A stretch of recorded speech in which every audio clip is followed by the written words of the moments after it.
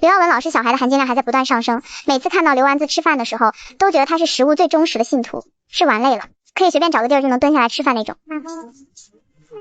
也可以毫无偶像包袱在角落里大口吃着辣条的那种，吃东西时被噎到脖子能撑出2里地，也不愿意放弃食物的那种。马哥吃东西是细嚼慢咽，我们耀文吃东西可是动真格的，而且小时候完全不用担心孩子不吃饭，因为我们耀文只会担心还有没有饭了。快来我没了。这么好养活不挑食的小孩是真的不多见。